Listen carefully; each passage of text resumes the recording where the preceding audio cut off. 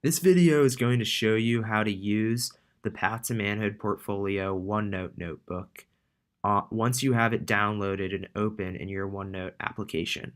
So this view here is what your Path to Manhood Portfolio notebook for your advisory will look like. I'm simulating as if I were Mr. Tolkien and using his advisory's Path to Manhood Portfolio notebook. So as you see here, this column houses the notebook itself. And if you move to the next column, this is the column for the sections and the section groups. The section groups, you see, have these arrows and they have the black and gray icon on the side. If you click on the section groups, it drops down into different sections within the section groups. And you can close them by clicking on it again. So this first section group, the collaboration space, is an area where students could work together on assignments. This is actually an area where you probably will not have students use this year because the leadership loops will be done individually. The next section, the content library, is where teachers can store work for the students, and the work that they store in here cannot be edited by the students. The students have to download and move the work in the content library into their own folders in order to work on it. You might put some content in here if you have something you want to distribute in the Path to Manhood portfolio this year, but this also might be a feature that you might not use.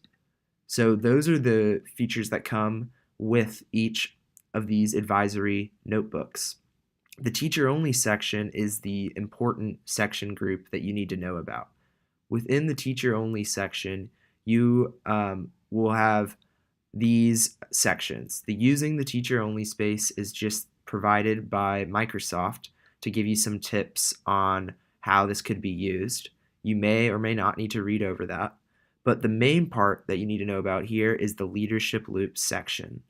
This is where all of the leadership loop activities are for the year. And if you want to get ahead and take a look at the leadership loops, you can do that here. And as you see here on the first leadership loop, Mr. Tolkien already has done some work on this because he has been showing his students how to do some of these in his classes. And if you want to take a look at the other ones coming up in the future, feel free to do that. Your students' sections are all here, and this is where their work for the year will be placed. Right now, they do not have any of the leadership loops in there because they have not done a leadership loop yet. But as time goes on, this will be where you can look at your students' work. And we recommend that after each leadership loop is complete, you take a few minutes to look through your students and to make sure that they completed the activity. And if they haven't, it would be a great idea if you could follow up with your students and make sure they complete it.